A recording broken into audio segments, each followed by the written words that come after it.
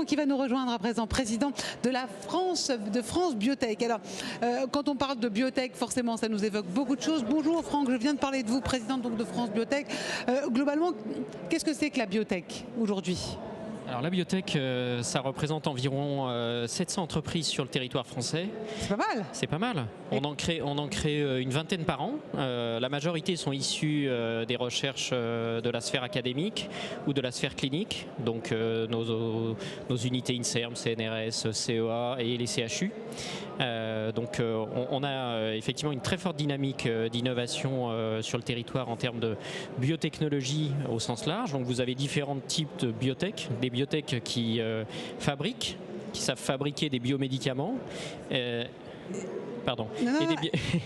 Et des biotech qui fabriquent directement des médicaments, donc qui aident à la fabrication, et d'autres qui ont des candidats médicaments en développement.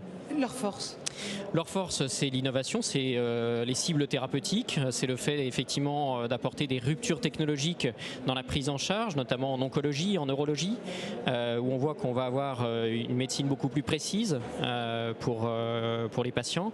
Certaines de ces solutions vont guérir les patients, donc on a aussi un changement de doctrine dans la prise en charge, c'est-à-dire qu'une seule prise en charge va suffire à guérir les patients, la thérapie génique par exemple, qui offre ces opportunités-là. Donc on a vraiment dans l'avenir effectivement un certain nombre de produits qui vont arriver, qui vont transformer la prise en charge d'un certain nombre de maladies et du coup comment notre système de santé peut s'adapter à tout ça. Et alors, on a vu qu'il y avait un boom quand même. Là, vous parlez de boom, vous parlez quand même de... vous me dites plus de 700, elle était quand même à peine 260 il y a 20 ans. Donc ça a vraiment évolué. Est-ce que la législation suit avec cette évolution ? Alors d'abord, ce sont des sociétés qui sont immédiatement globales.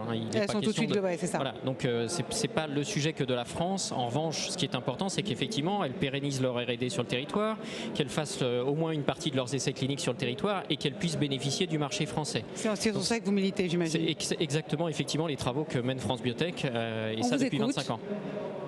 Bien sûr qu'on nous écoute, je fais partie des personnalités qualifiées de suivi du plan Innovation Santé France 2030. Donc vous voyez bien que la LSEC est représentée au sein de ce comité de suivi pour faire en sorte que ça fonctionne.